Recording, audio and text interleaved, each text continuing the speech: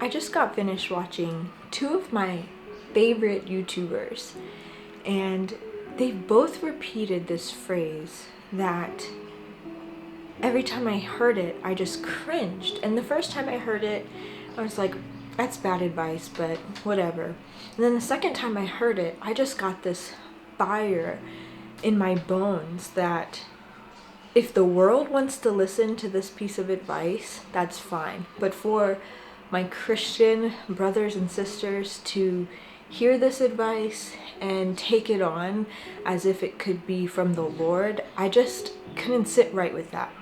And it's this idea that you're exactly where you need to be. Chances are, if you are struggling in life, if there is something going on and you're not settled and you're a believer, there's a high probability that the Lord is not wanting you to stay where you are. Chances are He is planting something inside of you. He is encouraging you and convicting you to move from where you are to actually where you need to be. If you're new here, my name is Alicia.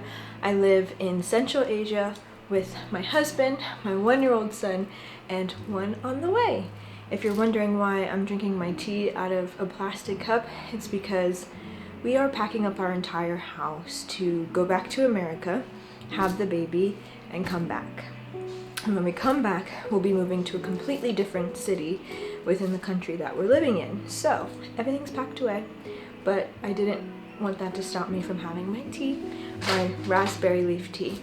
The reason why this advice hits me so deeply and makes me cringe so hard is because if you would have said that to me, and I'm sure I did hear it, while I was in my seasons of just being so disobedient to the Lord, honestly, and so earthly and living out my own desires, I would have taken someone telling me I'm exactly where I need to be, don't stress about anything. I would have taken that and ran with it. In that time of my life, I was truly a believer, but I was in relationships that I shouldn't have been in.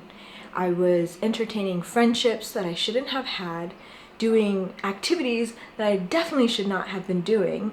And it wasn't like the Lord was silent during this time. No, He was speaking. He was putting turmoil in my spirit. He was asking me, pleading with me to leave through friends, family members, and just the fact that my life circumstances were nowhere near where I wanted them to be. And yet, I wanted to be where I was so bad that anytime I heard something positive, like you're exactly where you need to be, I took that as the voice of God telling me, you know what, everyone else is wrong and I am right, and I can be here and stay here and everything will get better. But with retrospect, looking back, obviously I was wrong. And that piece of advice is wrong, because sometimes the Lord is placing inside of you a desire, a vision for something better. Sometimes you're lost. You're lost in the sauce. You are not where you need to be. You are not where He wants you. And He is urging you to get up out of where you are to go to where He wants you to be.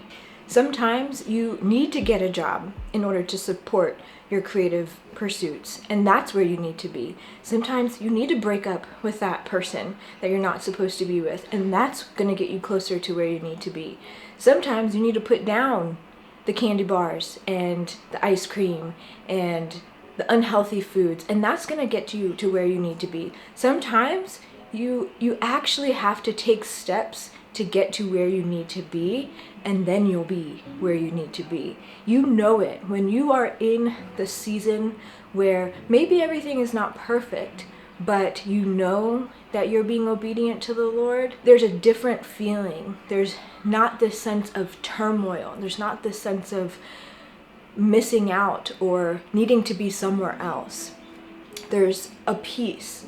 I know when I broke up with the last person that I was with, although that was the hardest thing up until that point that I'd ever done, I knew that I had made the right decision, that I was now on the path that I needed to be on.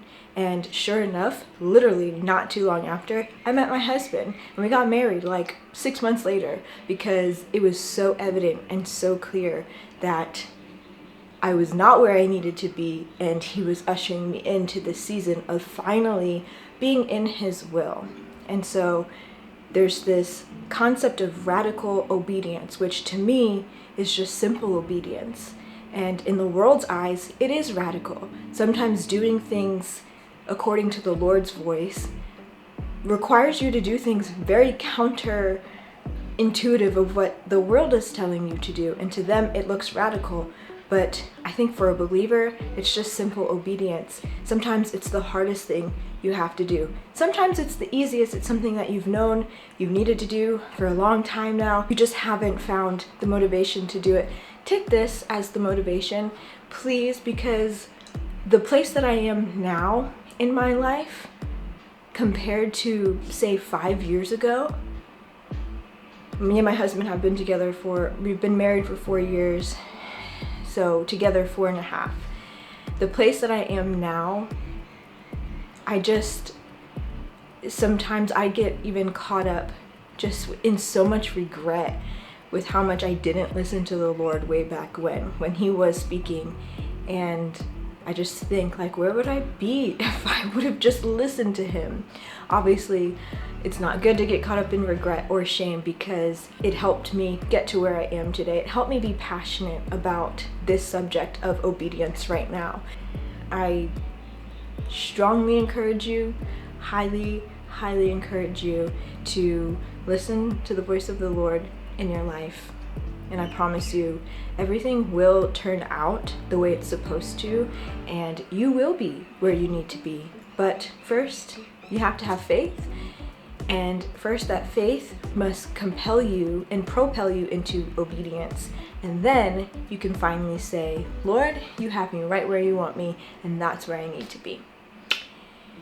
Okay, I think that's all. I'd love for you to come along on this adventure with me. I post weekly vlogs just sharing my life and my journey, my thoughts. It would be so fun if you wanted to come along for the journey. I'll see you in the next video. Bye-bye. We were standing in the freezing rain. Honey, how could I forget? In the distance,